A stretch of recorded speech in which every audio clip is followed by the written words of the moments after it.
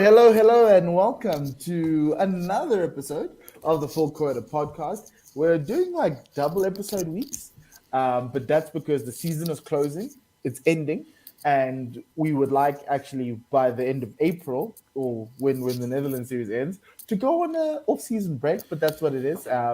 Obviously, the new year for cricket in South Africa actually starts on the 1st of April, so teams are going to be getting their players in, sorting out their squads and everything else going into the start of the season, August. So we thought earlier in the week we did a Division 2 recap, players who should be playing in Division 1.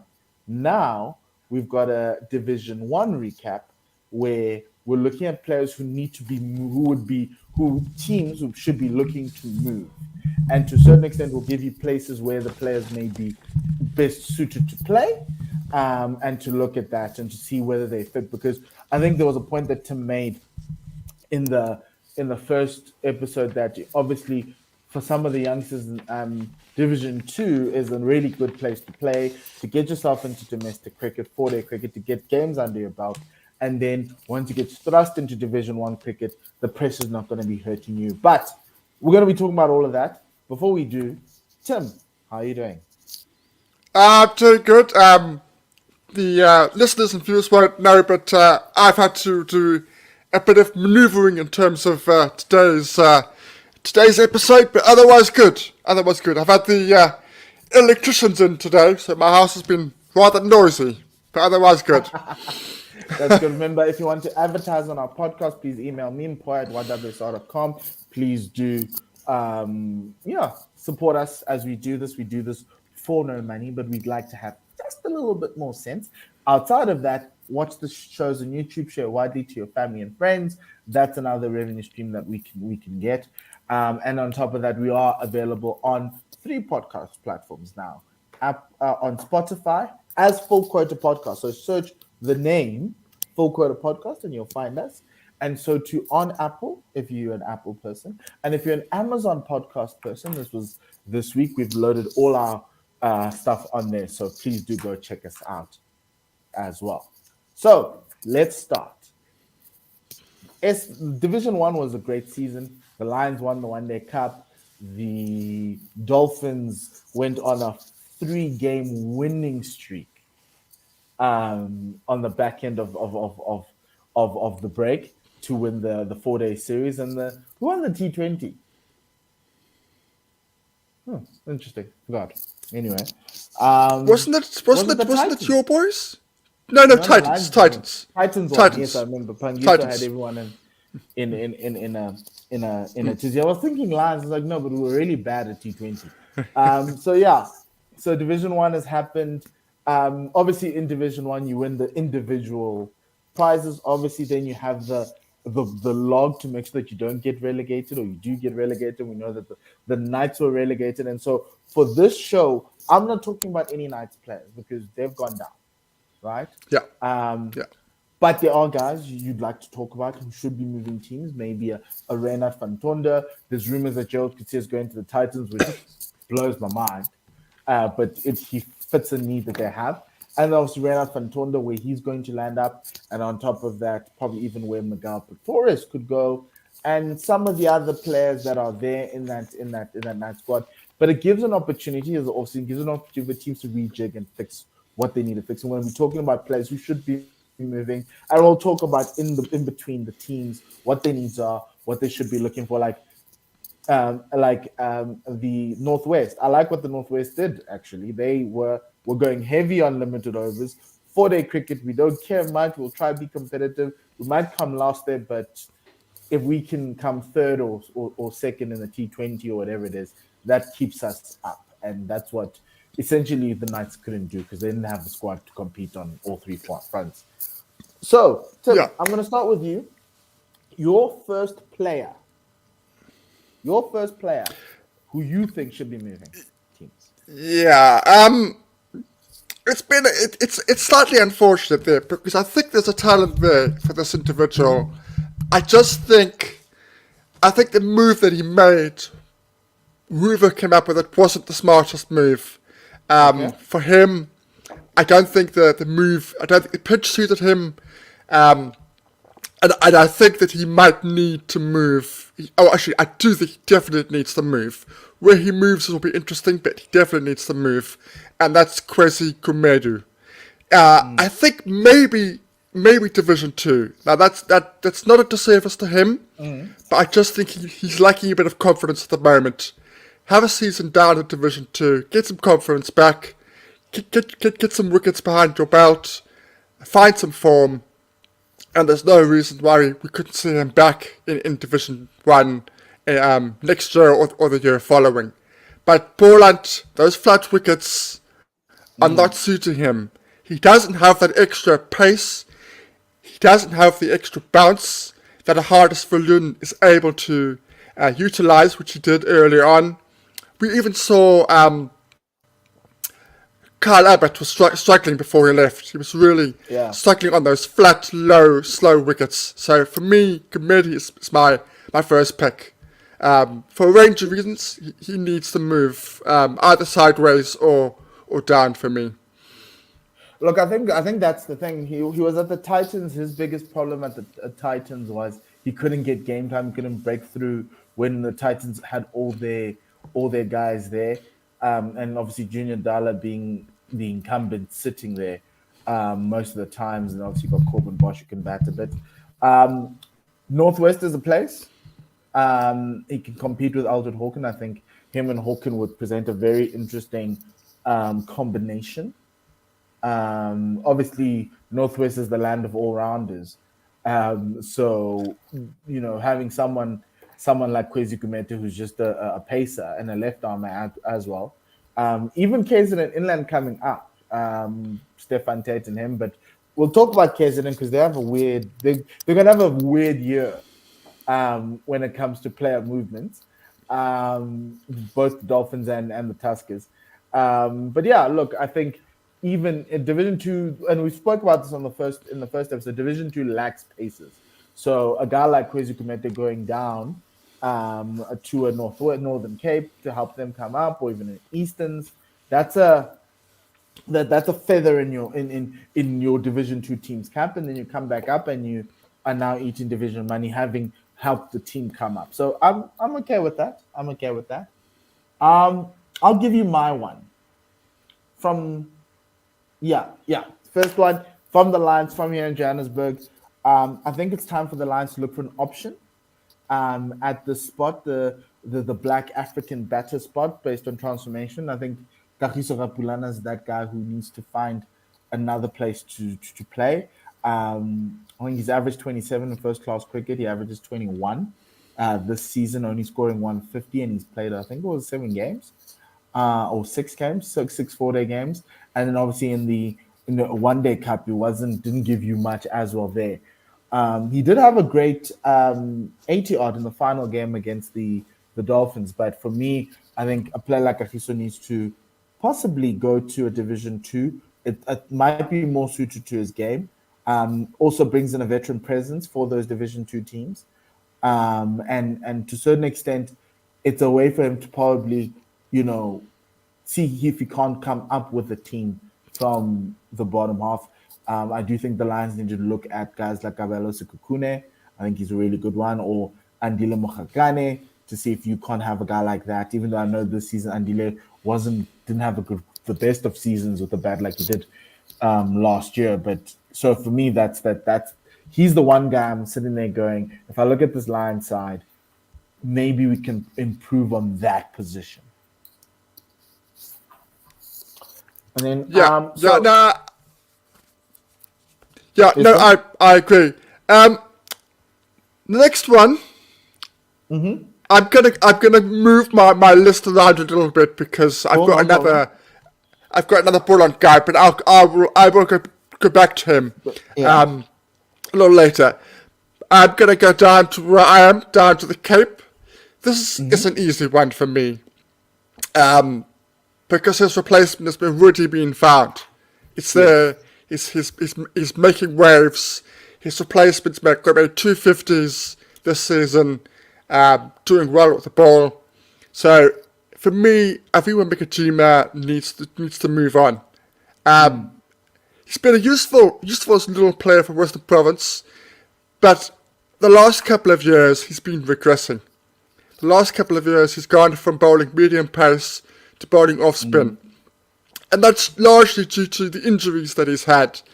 But he's become the guy that has struggled. He's struggled the last couple of seasons, and Province have been waiting to find that replacement for him. That sort of bowling all rounder who has ability with the bat.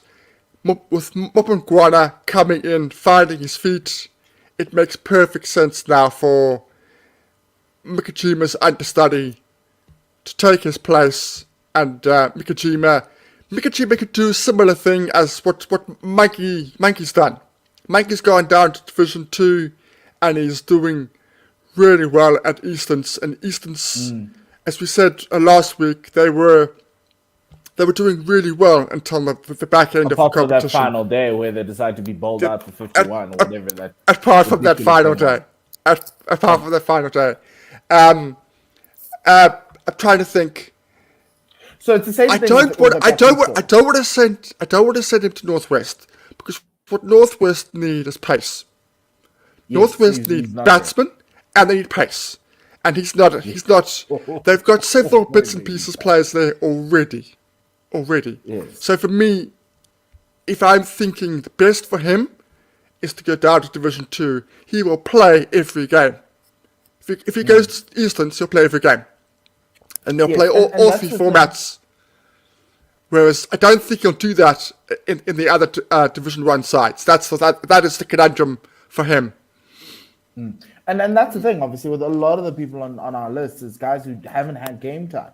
And necessarily going to Division 2 gives you that ability to have look, we're still fighting for home and away, but it's 7 first-class games and 7 one-day cup games, and there's a T20 tournament, and a guy like Ngijima on any of those Division 2 teams, even if it's the Knights, will get to play for all the games. And I think that for me is it. Whereas I think for a guy like a Rapilana, it's just reinventing yourself, going down to Division 2 and trying to see if you can't get that average of runs at 50 plus, and see if you can't reinvent the wheel, because he hasn't had the greatest of seasons over the past 3 years.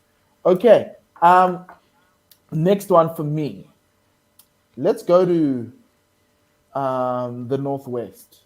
This one was tough for me because I think you mentioned the Northwest need batters, right? But if you look at the stats, right, one group is a 4-day, like you're like, oh, they didn't do well in 4-day. Then you look at the 1-day cup and you're like, these guys are actually good, and they need it,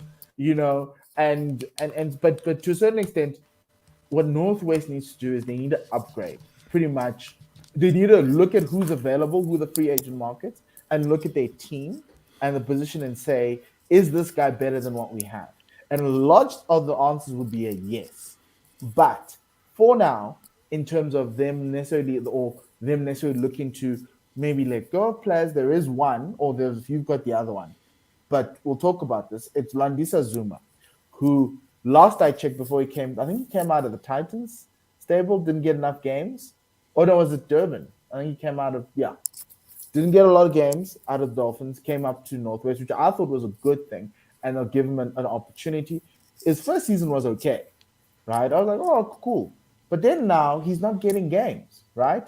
He's sitting there only getting one game on either side. I think the introduction, Ronaldo Meyer, who lit up Division 2 last year, has taken a lot of his overs and his games.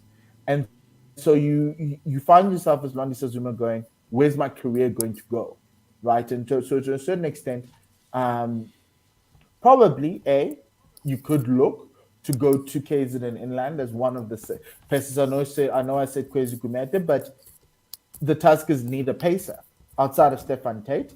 And so it could be that. But in Division 2, similar to Ronaldo Meyer and the bucket load of wickets Ronaldo Meyer has gotten, you could go there and, get a bit of a kickstart, get there, dominate the batters in Division 2 then come back, similar to what Ronaldo Meyer did. Ronaldo Meyer was picked up from the Garden Route Badgers, the Southwestern District Garden Route Badgers. So to a certain extent, there is a place for him.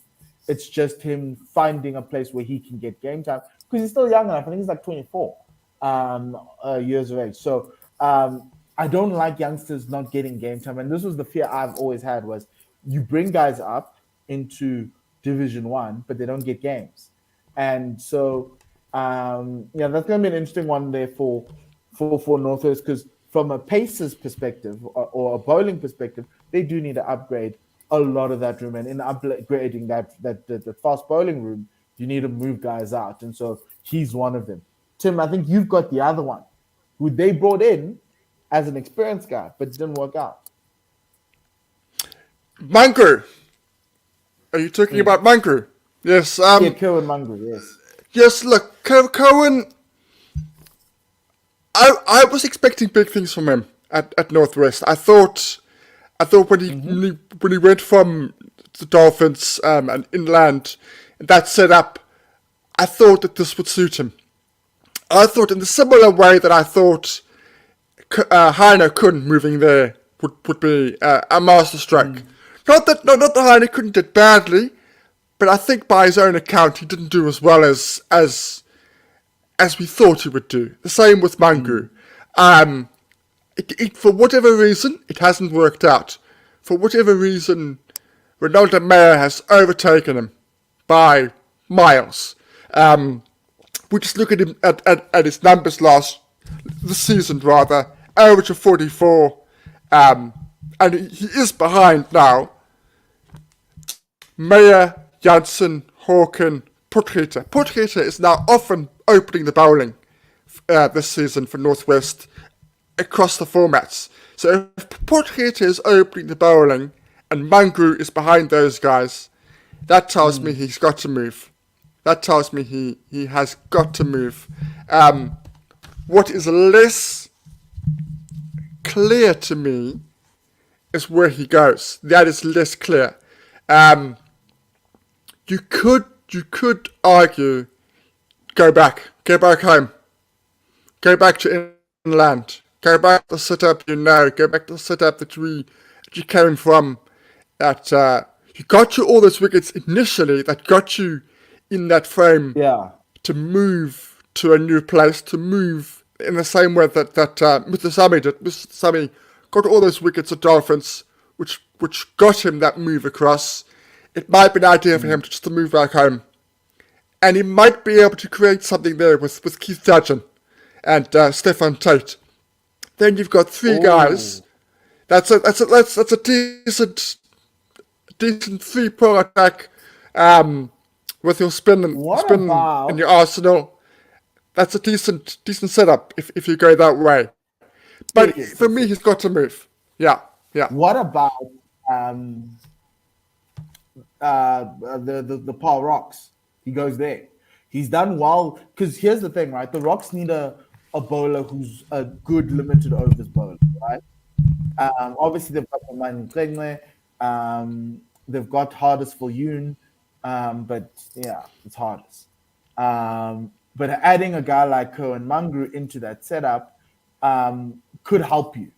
Will help them definitely because the pitches are slower and lower, and they can dominate from a homestand perspective, right?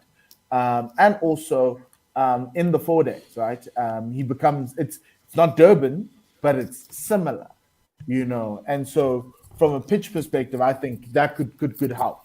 If you're thinking the Tuskers need to call him home.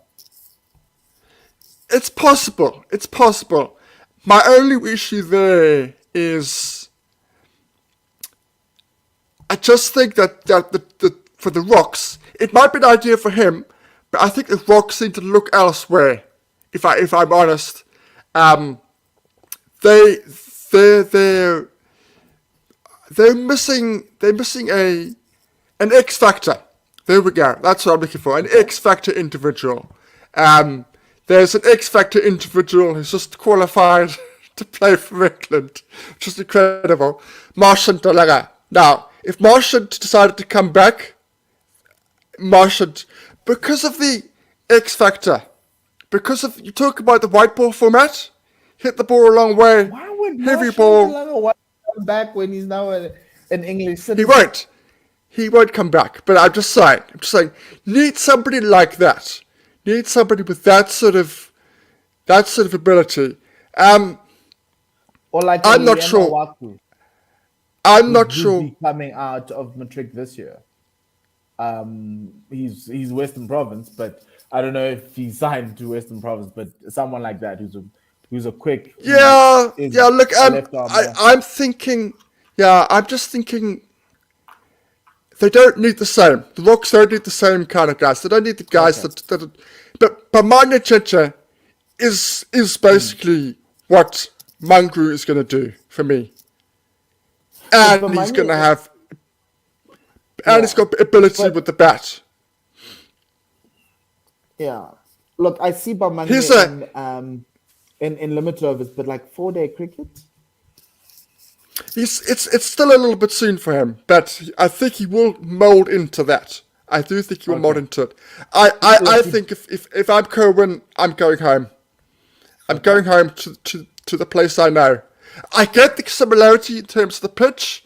I just don't know if the whole setup at Borland would be the setup for him. Okay. I could be wrong, but I'm just thinking go home. Okay.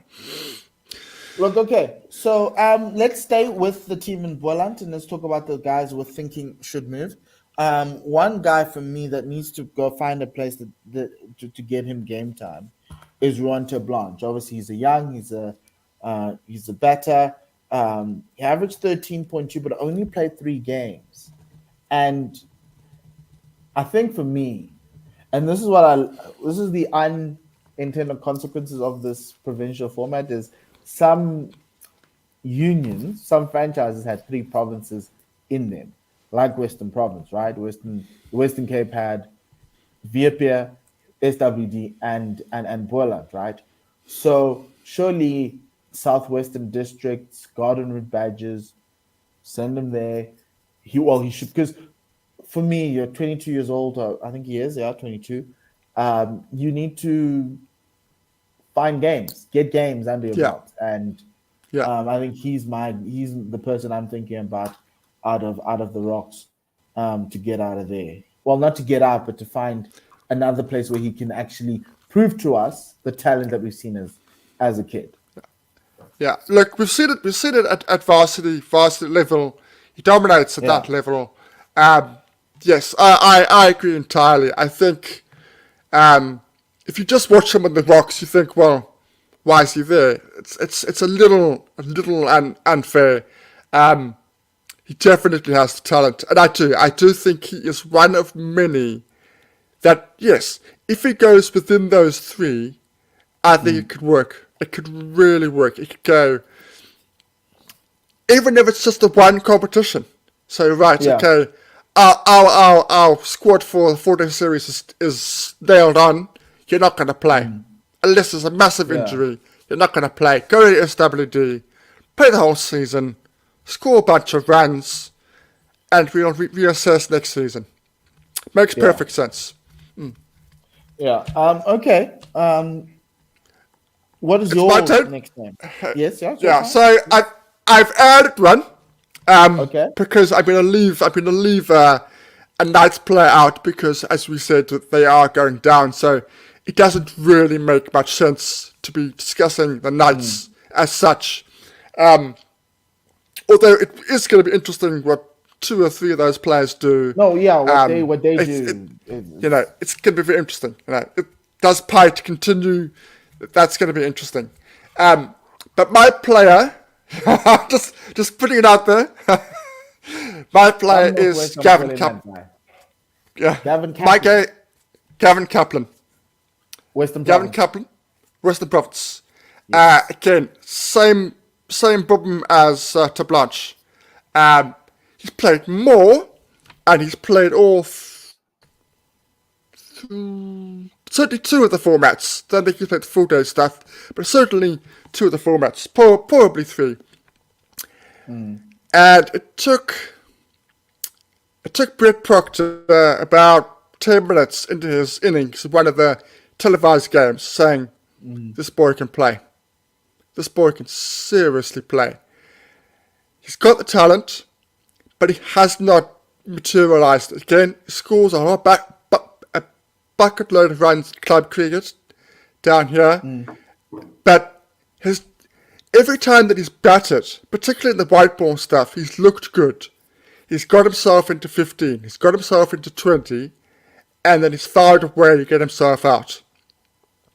So it's been a combination of him getting himself out and the fact that Hamza has now returned. Yes. Hamza's return kind of closes the door. The youngsters. It closes the door on him for the meantime. So with that in mind, he's got a move for me. Again, as you rightly pointed out, somewhere like SWD would be ideal. They are desperate for a top order batsman. I genuinely think if he goes to SWD, he has the potential to average 40 over there. And if they get a player who averages 40, I'm talking 4-day stuff, 4-day setup, and we've seen he's been able to hit the ball in the T20 setup. There's a player there. There's a player.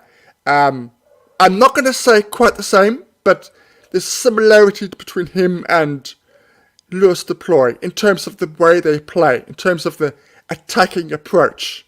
Not in terms of ability, Lewis Deploy is on a different level, but it's that similar attacking approach. He believes in himself, Gavin Kaplan. So he takes risks. It hasn't worked this season at Western Province. It might work if he moved over to SWD. But certainly for me, he needs to move. So in my whole Northwest, should we sign a player or not? And this is going to go for the one I'm going to name as well, right?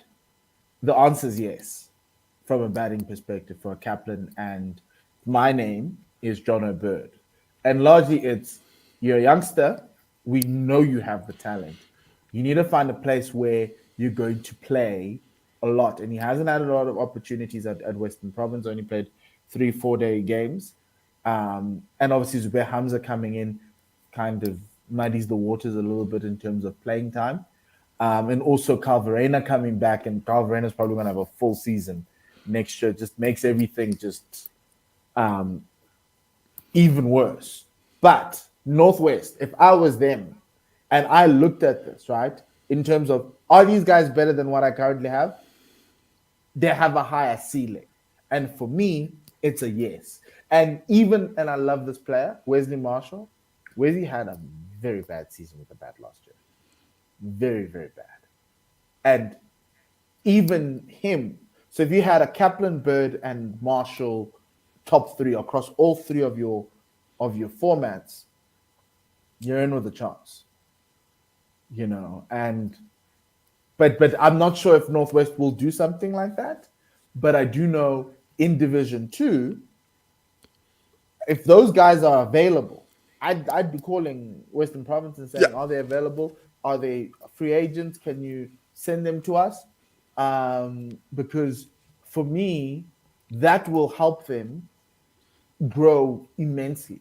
And the thing about it, and I think with this show is obviously Division 2 is not bad. The thing about Division 2 is that it gives you the opportunity to be seen. You've got footage now. We will know where you're playing. We can watch you on YouTube. And you can even get picked out of SA20 out of Division 2 if you blow the lights out. And to a certain extent, I'd love to see these youngsters in Division 2 so I can see them, dominate. To a certain extent, even a guy like Devil Brevis, right? If you had a 4-day contract, if we had split contracts, right? Give Devil the 4-day contract in Division 2, but he must stay with the Titans for limited overs.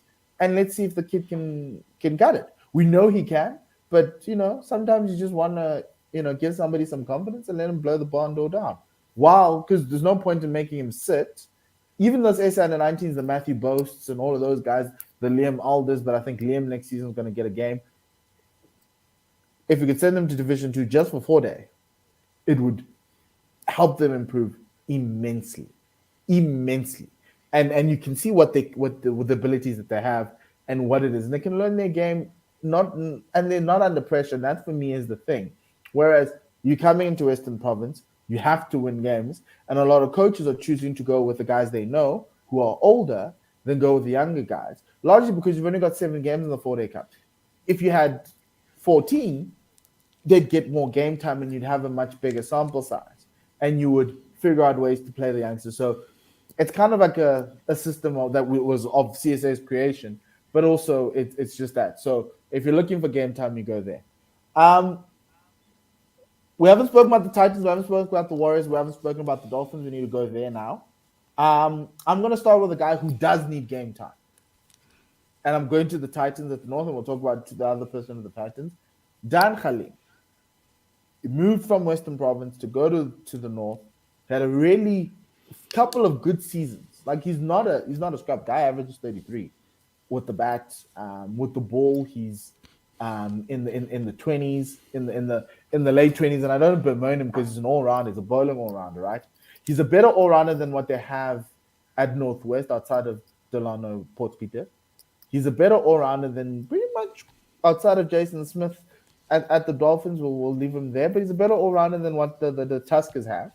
And I'm thinking a move for him to Peter Maritzburg to play for the Tuskers is something that I think he needs to do, because he'd play all three formats. You need a place where you can play all three formats. Look to see if you can break the door down from the Proteas. You then become the all-rounder for that team. And if they do well, Coach Shooks as well as Coach Rob can look at you. But you need to be playing. People need to be seeing you play. And so for me, that's the guy from the Titans that I think needs to move. Yeah, it's a tough one. It's a tough one. I could see it quite possibly happening. The only thing that I would say that, and this is going to be because my next guy, this is the reason why I don't think it's going to happen. Because Mpho has said, basically, that Gerald Coetzee is going to the Titans. Okay. That to me says somebody has to move. I'm thinking somebody has to move. Because, yes, of course, sorry, so what I meant was, if you've got Gerald there with all the other bowling options, it's congested. It's really, really congested, even with the formats. So I'm moving Corbin.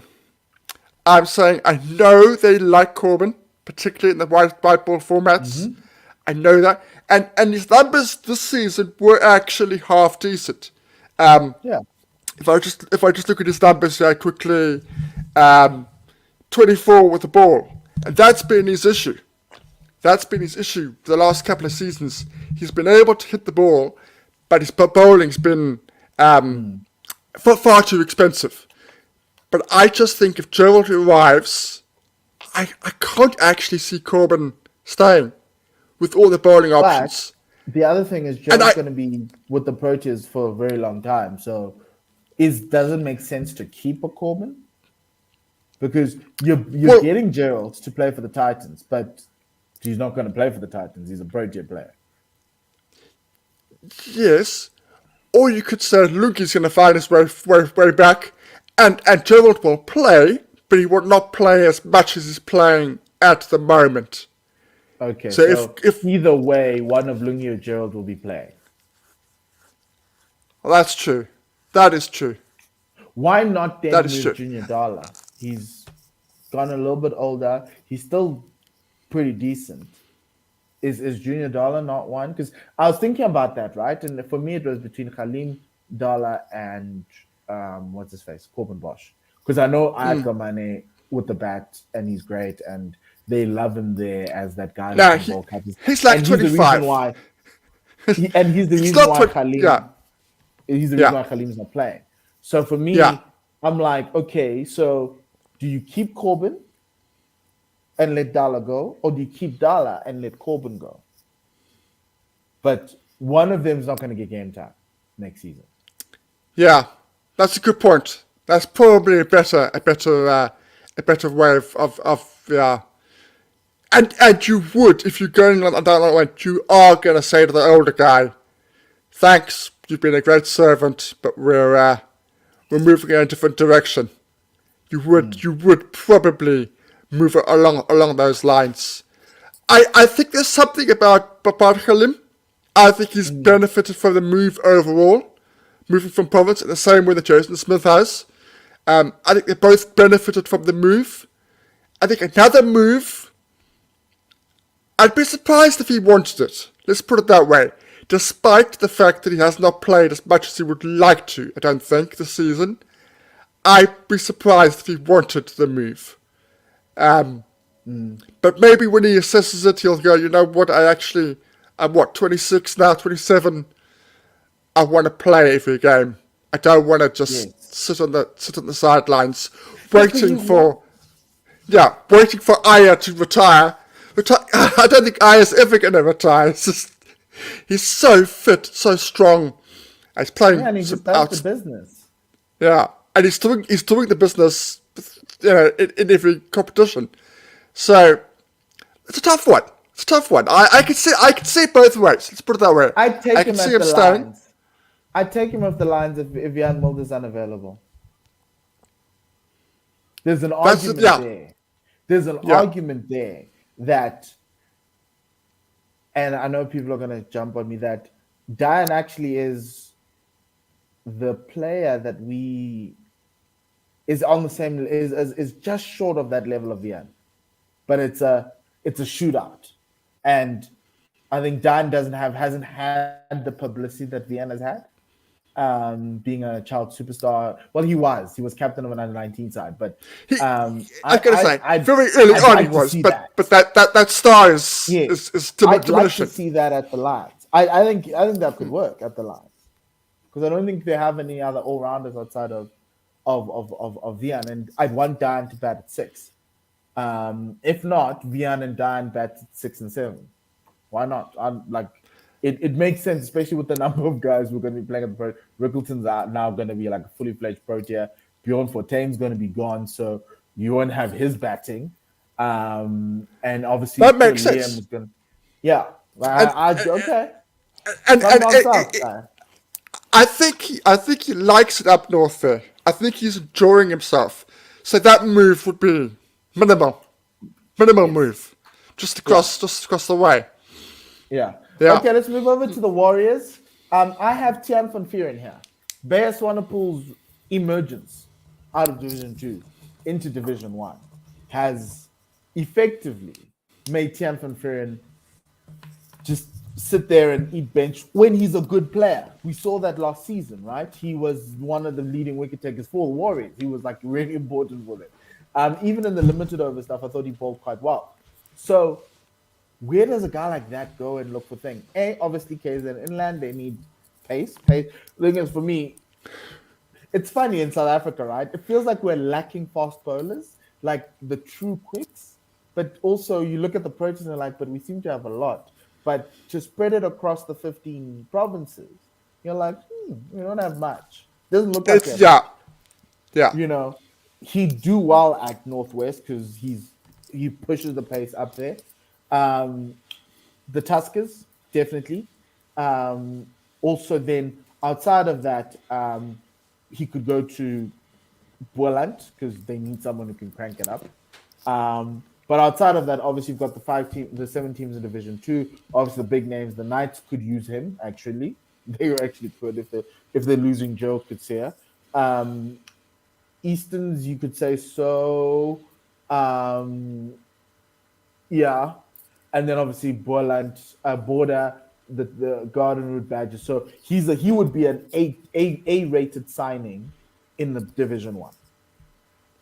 Yeah.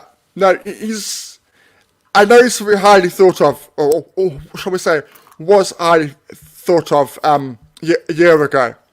No, I thought they really felt that they had something special there. And it's just the Bears is just knocked the ball out the water. The Bears come in and just said, you know what? It's my spot. It's my spot. It's my spot. Sit down. But yeah, I agree. I think for the best for him is a move. You can't have somebody with that ability, sitting at the sidelines. You just can't. Not being able to make the team. Yeah, you can't. If it was But like I know Robbie P will want to keep him, but like I'm sitting there going, Yes. dude, this guy's only played Yes. one 4-day game. It's not. It's not on. And then the other problem is that Eindracht's always just been available this season, and Marco, and you're like, oh. So I felt it. Yeah, no, like what one good thing about the Warriors is they find talent. So if they did move him on, I wouldn't be surprised if Robbie found a 19 or 20-year-old to come into the fold and to really settle down there, who would be quite happy sitting on the sidelines for the season, playing the odd game, because that's what you want. You want your 19 or 20-year-old to build into the system, not get too much game time. So yeah, that makes perfect sense. This one for me, again, I'm going back to Borland for this one. This was a real chance for Ismail Gafidin. Apologies if I have butchered that name. Okay. When Peter Milan got injured at the back end of October, I think it was, and I spoke to the Borland guys, and they said he's out until February. He's out. Yeah. He's out for the majority of the season. He hasn't played the majority of the season. He played the last 2 games of the 4-day setup. Otherwise, he virtually didn't play.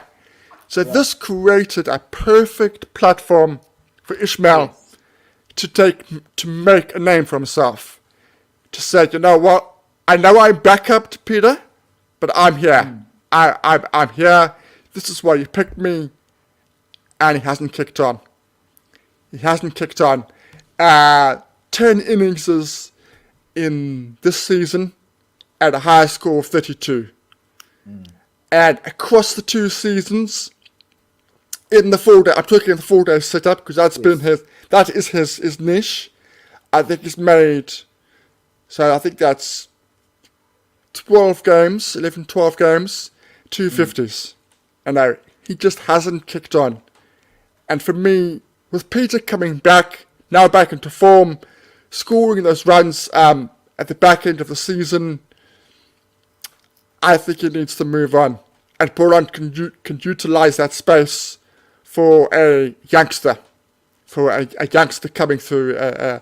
Someone from the SA 19 setup would be ideal to work with somebody like Peter next season. Assuming Peter is still playing, which I'm sure he is, because he's going to England again, the England summer. So the Ismail for me needs to move on. And he needs a confidence boost. He needs to play. He needs a confidence boost, so he probably needs another setup. It's either going to have to be Division 2, or where else could he go? Similar to like a Rivaldo Munsami type of renaissance. So I think that the one option in the Northwest have good openers. What they struggled with is middle order batsmen, 3, 4s, and 5s. That's where they need reinforcement. Inland is sorted in terms of openers. So for me, I think his best option would be go back to Division 2, score bucket of runs, and move up again. We've seen that Evan Jones had to move down to Division 2, dominated Division 2, and he's now in the South African Invitational side. So it's not a death sentence by any stretch that if you go Division 2. It just means you need to take a step back and find some form, find some confidence, come back up. So for me, he's the one, that needs to move on. Okay. Let's go to the Dolphins. I think that's where we're going to end it up. There's this guy. His father's very famous, but Thando Ntini. Division 1 quality. I can give you that. I just think he's lost in Durban with the way they prepare the pitch there. And he also is behind Proteas and Bartman into Pavilon, and he's not able to get games to prove himself as a youngster coming into this. I think his father said when he was playing at the against the West Indies Invitational, how many wickets did he take? And I was like, no, he took 2. And he was like, yeah, good. Wickets keep you in the team. Oh, it was in the previous 4-day game before the Invitational, when Tanda actually took like 4 wickets in the game, two in each inning. And yes, that's right. Yeah. Yeah, and wickets are your currency. But how am I going to get wickets if I'm not playing? And there's a fast bowler in there. There's a very intelligent quick in there. We just need to get him a spot. And I know I'm throwing everyone at Northwest, but he's better than what the Northwest have. Way better than what the Northwest have. He's an upgrade. Even an upgrade on Kwezu Kumete. And all the guys we've spoken about. Maybe Tian van Vuren, him and Tian van Vuren would be quite an interesting thing. However, in KZN, obviously, the Dolphins and the Tuskers are coming together. Could there be a player swap or a player transfer, a loan type of situation where Thunder actually goes to the Tuskers and has a full season there? Him and Stefan Tate and Keith Dudgeon just doing the thing. So for me, he's the guy. There are other people as well who need to find a place to move, like a Bryce Parsons, and Bryce is one of those guys who I think he just needs game time. Super, super talented. But where are you playing in this Durban side, in this Dolphin side? You go to Northwest, you're better than all of them.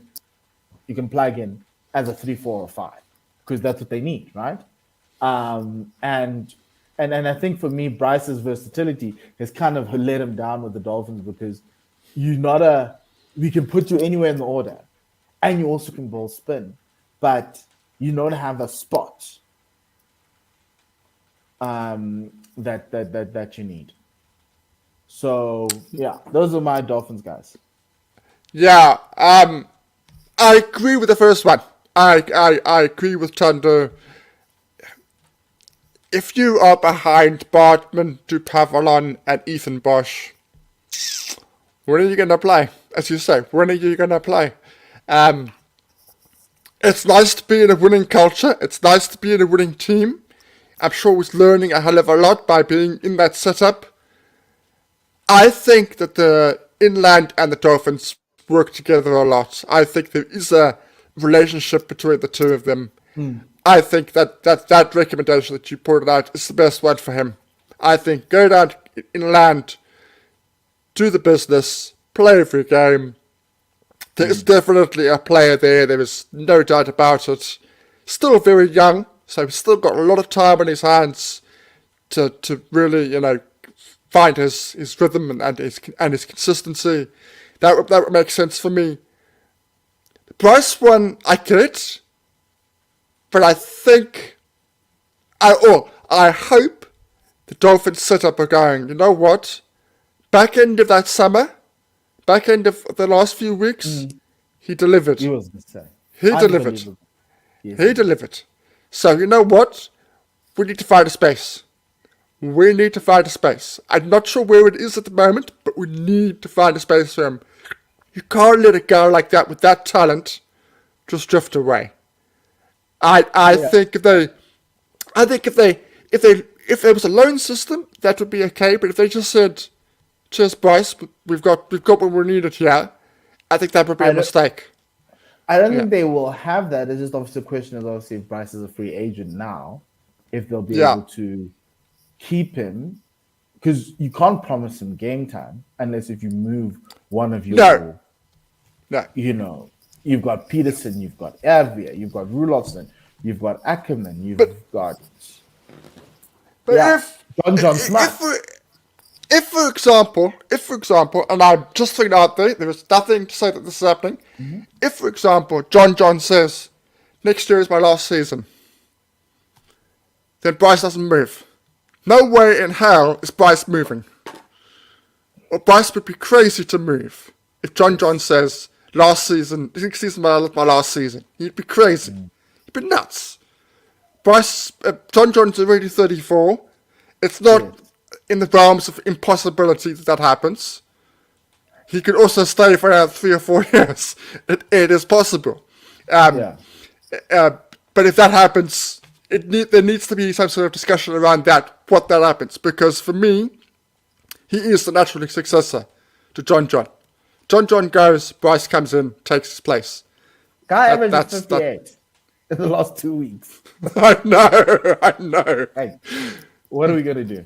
But anyway, that was, Bryce has given us some incredible things. Do you have any names on your list left that you want to talk about still?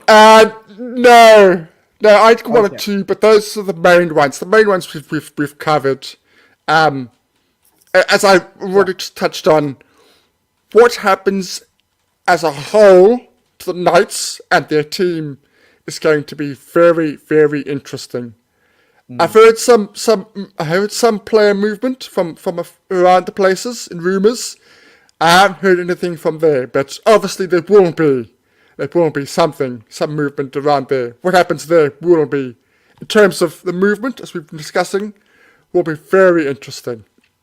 Yeah, it's going to be. But I think for me, the Knights need to sort out what they, from an organizational perspective. I don't think it's a quick in and out. I don't think so, because I think if I'm the Northern Cape, I am boosting myself with whomever is available out of Division 1. Again, like they've done. And I think they have a very strong team. They just need limited overs players to get them through. Whereas the Knights needed guys who can play 4-day cricket. And that was a big, big issue. You know, even Joe Coetzee just couldn't take wickets. And also they need guys who can play for their conditions. You can't just come and tell me you've got all these paces, but they can't take wickets. You know, Blair Butaza had a bad season. Patrick Kruger it was okay. It was Patrick Botha. It was, so many of these guys didn't have. Kruger was decent. Botha was the poor one.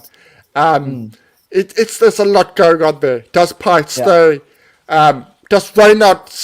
I can't see Reynard staying. No, I can't see him staying. And he actually shouldn't stay. He shouldn't stay. If anyone, his best friends, his advisors, should tell him, you know what? You've given everything. You've given it all. He averaged 40 again this year in the 4-day series. 44. So it's not like he didn't deliver. He delivered. He did his part. It's everyone else around it. Yeah. Cool. Okay, Tim. Thank you very much for that. And that's the end of our podcast. We'll be back again. We've got the T20 series of the West Indies coming up. We've also got the Netherlands coming through with World Cup qualification implications. Do we go to Zimbabwe? Do we not go to Zimbabwe? Yeah. So we'll be talking about that in the coming week. Outside of that, Tim, have a great day, and goodbye, and lesale.